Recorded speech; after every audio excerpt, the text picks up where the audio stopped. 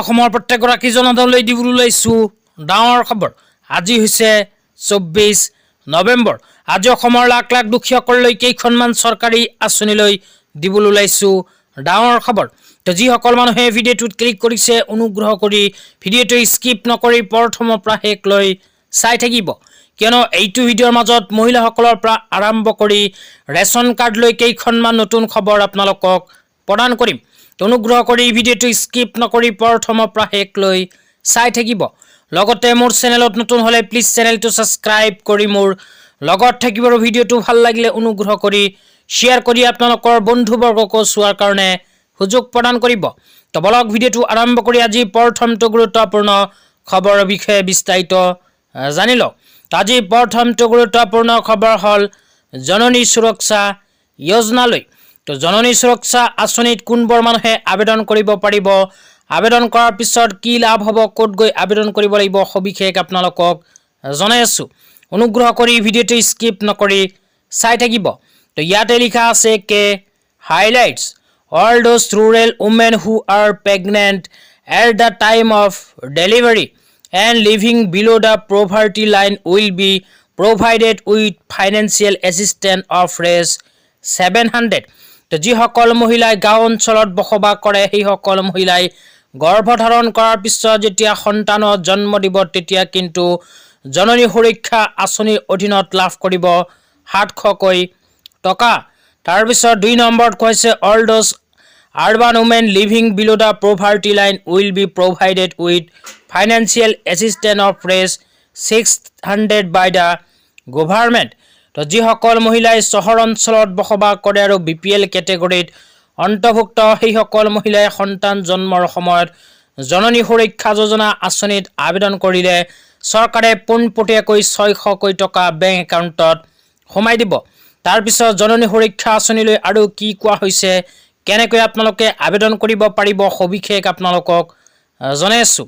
তাৰপিছত 3 নম্বৰত কৈছে apart from this race 400 will be provided to the ASHA in rural areas and res 300 will be provided in urban areas as assistance for delivery incentive. তো ইয়াতে কোৱা অনুযায়ী জননী সুৰক্ষা যোজনা আঁচনিৰ অধীনত গৰ্ভৱতী মহিলাসকলৰ উপৰিও আশাসকলেও চৰকাৰী টকা লাভ কৰিব। তো যিসকল আশাই গাঁও অঞ্চলত বসবাস কৰে সেইসকল আশা 400 টকাকৈ লাভ কৰিব আৰু যিসকল আশাই চহৰ অঞ্চলত বসবাস কৰে সেইসকল আশাই কিন্তু 300কৈ টকা জননী সুৰক্ষা যোজনা আঁচনিৰ অধীনত লাভ কৰিব। তো আপোনালোকে যদি জননী সুৰক্ষা যোজনা আঁচনিত আবেদন কৰিব বিচাৰে তেন্তে আপোনালোকৰ অঞ্চলৰ স্বাস্থ্য কেন্দ্ৰত গৈ যোগাযোগ কৰিব লাগিব। তো আপোনালোকৰ অঞ্চলৰ স্বাস্থ্য কেন্দ্ৰতেই কিন্তু জননী সুৰক্ষা যোজনা আঁচনিত আবেদন কৰাৰ ফৰ্ম লাভ কৰিব। তো আপোনালোকৰ স্বাস্থ্য কেন্দ্ৰৰ পৰা ফৰ্মখন লাভ কৰি সেইখন ফৰ্ম ফিল আপ কৰি জমা দিলেই কিন্তু গৰ্ভৱতী মহিলাসকলে লাভ কৰিব 700কৈ টকা। এইখন আঁচনিৰ আবেদন সম্পৰ্কে যদি আৰু বিতংভাৱে জানিব বিচাৰে তেন্তে অনুগ্ৰহ কৰি এইটো ভিডিঅ'ৰ কমেণ্ট বক্সত কমেণ্ট কৰি জনাই দিব। তেন্তে ইয়াৰ নেক্সট ভিডিঅ'ত আপোনালোকক ফৰ্ম কেনেকৈ ফিল আপ কৰিব লাগিব, ফৰ্মৰ লগত কি কি নথিপত্ৰ দিব লাগিব সেয়াও আপোনালোকক বিতংভাৱে জনাই দিম। তেতিয়া আপোনালোকক দিবলৈ ওলাইছোঁ আজিৰ দ্বিতীয়টো খুবেই গুৰুত্বপূৰ্ণ খবৰ। তো আজি দ্বিতীয়টো গুৰুত্বপূৰ্ণ খবৰ হ'ল ৰেচন কাৰ্ড লৈ। তো ৰেচন কাৰ্ড লৈ ইয়াতে কোৱা হৈছে Modi government eliminated 5.8 crore fake ration card through digital verification ensuring welfare fund reach the rightful beneficiaries.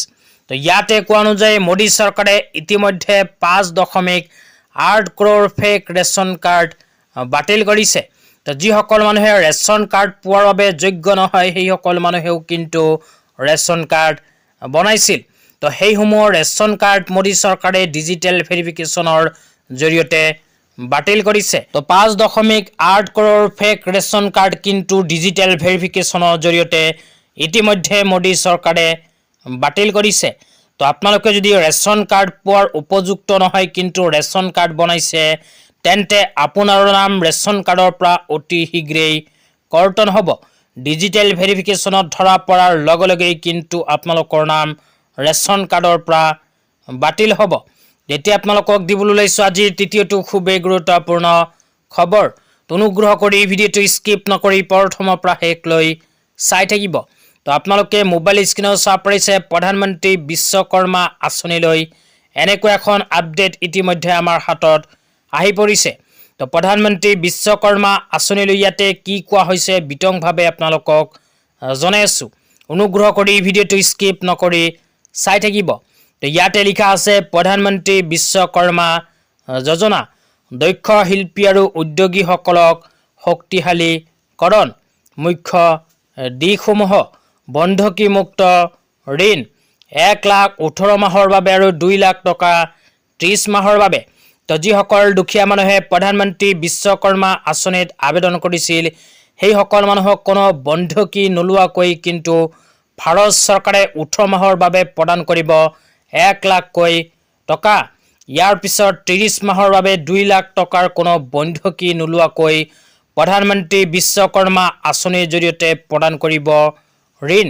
তাৰপিছত কোৱা হৈছে সুদৰ হাৰ কিমান শতাংশ সুদ দিব লাগিব সেয়াও আপোনালোকক জনাই দিছোঁ। এই বিষয়ত ইয়াতে কোৱা হৈছে 5% সুদ। ভাৰত চৰকাৰৰ দ্বাৰা 8%লৈকে ৰেহাইৰ সৈতে ভাৰত চৰকাৰৰ দ্বাৰা ক্ৰেডিট গ্যাৰাণ্টি মাচুল প্ৰদান। তো যিসকল মানুহে প্ৰধানমন্ত্ৰী বিশ্বকৰ্মা আঁচনিত আবেদন কৰিছে আৰু প্ৰধানমন্ত্ৰী বিশ্বকৰ্মা আঁচনিৰ জৰিয়তে ঋণ ল'ব সেইসকল কিন্তু 5% সুদ দিব লাগিব এই ঋণৰ বাবে। তাৰপিছত কোৱা হৈছে দক্ষতা প্ৰশিক্ষণ আৰু বৃত্তি 5 দিনৰ মৌলিক আৰু 15% দিনৰ আধুনিক প্ৰশিক্ষণ দৈনিক 500 টকাৰ বৃত্তি। তো ইয়াতে কোৱা অনুযায়ী ভাৰত চৰকাৰে প্ৰধানমন্ত্ৰী বিশ্বকৰ্মা আঁচনিত যিবোৰ মানুহে আবেদন কৰিছে সেইসকল মানুহক প্ৰদান কৰিব প্ৰশিক্ষণ চলাকালীন প্ৰতিদিনেই কিন্তু 500কৈ টকাৰ বৃত্তি প্ৰদান কৰিব চৰকাৰে।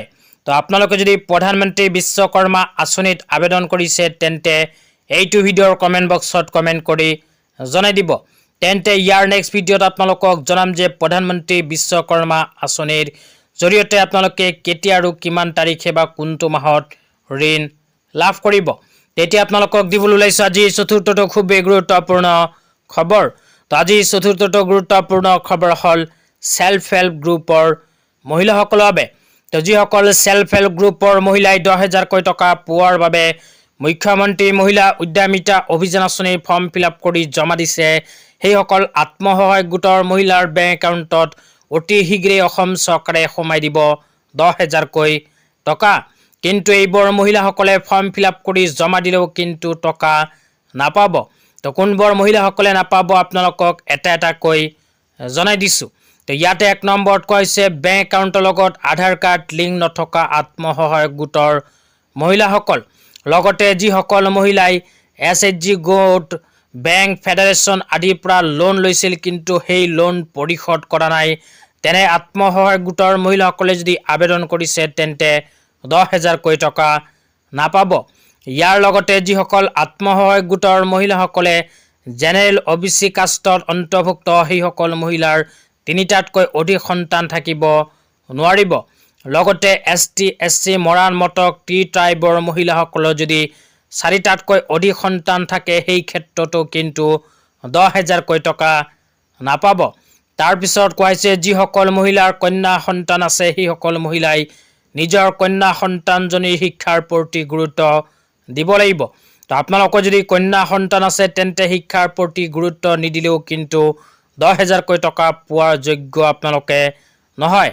ইয়াৰ লগতে অসম চৰকাৰে শেহতীয়াভাৱে ঘোষণা কৰা অনুযায়ী যিসকল আত্মসহায়ক গোটৰ মহিলাসকলে 10,000কৈ টকা পোৱাৰ বাবে ফৰ্ম ফিল আপ কৰি জমা দিছিল সেইসকল আত্মসহায়ক গোটৰ মহিলাৰ ভিতৰত কেৱল 32 লাখ মহিলাহে 10,000কৈ টকা পোৱাৰ যোগ্য। বাকী মহিলাসকলে 10,000কৈ টকা পোৱাৰ যোগ্য নহয়। তো আজি ইমানেই। ভিডিঅ'টো চাই কেনে পালে নিশ্চয় কমেণ্ট বক্সত কমেণ্ট কৰি জনাই দিব। লগতে মোৰ চেনেলত নতুন হ'লে প্লিজ চেনেলটো ছাবস্ক্ৰাইব কৰি মোৰ লগত থাকিব। তো ধন্যবাদ।